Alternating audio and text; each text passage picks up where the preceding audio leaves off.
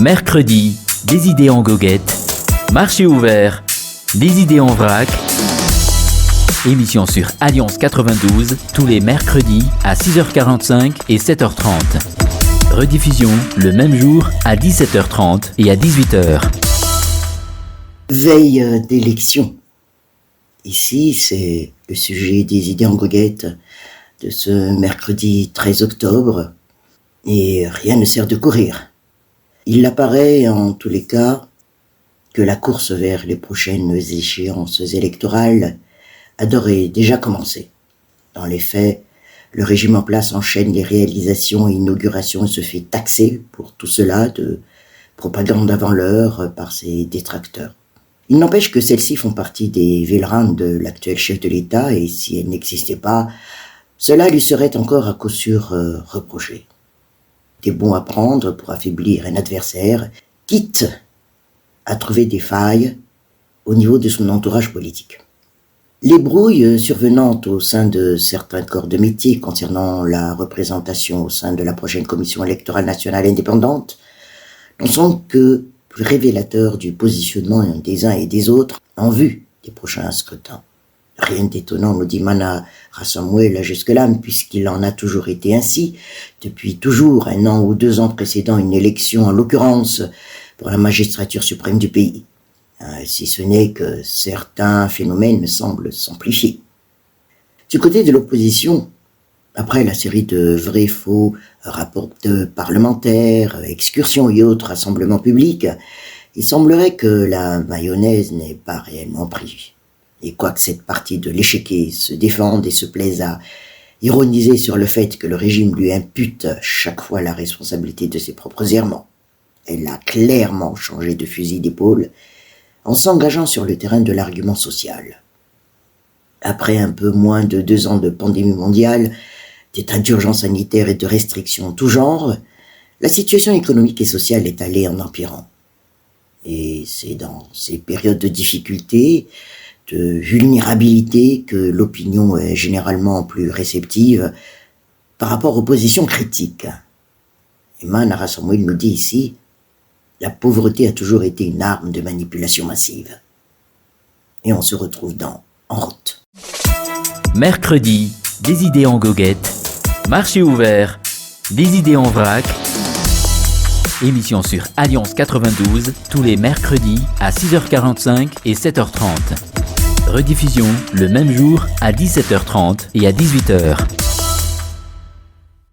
Il apparaît en tous les cas que la course vers les prochaines échéances électorales a d'ores et déjà commencé. Dans les faits, le régime en place enchaîne les réalisations, inaugurations et se fait taxer pour tout cela de propagande avant l'heure par ses détracteurs. Il n'empêche que celles-ci font partie des vétérans de l'actuel chef de l'État et si elles n'existaient pas, cela lui serait encore à coup sûr reproché. Tout est bon à prendre pour affaiblir un adversaire quitte à trouver des failles au niveau de son entourage politique. Les brouilles survenant au sein de certains corps de métier concernant la représentation au sein de la prochaine commission électorale nationale indépendante n'en seront que plus révélateurs du positionnement des uns et des autres en vue des prochains scrutins. Mais si l'on revient un peu sur les brouilles survenant au sein de certains corps de métier, Amana Rassamuel est de nous dire que force est pourtant de constater que tous les secteurs et domaines existants, les effervescences sont davantage marquées et plus récurrentes au sein de l'enseignement supérieur. Les acteurs des universités demeurent à l'heure actuelle les plus prompts à se mettre en grève alors que les années universitaires ont déjà été considérablement chamboulées par de précédentes grèves et la suspension des cours en raison de l'épidémie de coronavirus. Principalement pour des raisons pécuniaires telles que le non-paiement des bourses d'études ou alors d'indemnités des enseignants ou des manques de personnel administratif. Ni une, ni deux, pratiquement, toutes les universités des régions ont connu des troubles à un moment ou à un autre, à croire qu'il s'agit d'un mouvement coordonné. Et si ce ne sont les retards dus au processus de recensement des étudiants et de digitalisation des listes des inscrits, il est déjà arrivé que les motifs soient bien nébuleux dès lors que le département responsable déclare avoir, dans certains cas, déjà envoyé le budget nécessaire pour le paiement de telle ou telle allocation.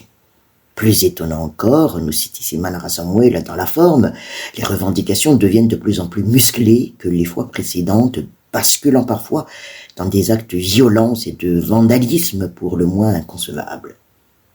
Et c'est ainsi que des personnes travaillant là où se forme normalement l'élite du pays incendient des véhicules pour une histoire d'indemnité de technicité et que des normaliens trouvent a priori désormais normal de brûler des pneus sur la voie publique pour obstruer la circulation. Eh bien, les plus nostalgiques des politiques aiment certainement toujours à se remémorer les grèves estudiantines de 1972 et à penser que c'est par cette voie que se font et se défont les régimes. Une frange de l'opposition qui, soit dit en passant, reste en mal de leadership, a d'ailleurs déjà réclamé la démission de celui en place. Mais, dans ce cas, cela voudrait dire que de la voix des urnes, ils n'en ont pas grand-chose à faire et qu'ils n'auront rien appris de l'histoire de la Grande Île, dont la démocratie est, certes, relativement jeune, mais déjà parsemée de crises. Mercredi, des idées en goguette. Marché ouvert, des idées en vrac. Émission sur Alliance 92, tous les mercredis à 6h45 et 7h30. Rediffusion le même jour à 17h30 et à 18h.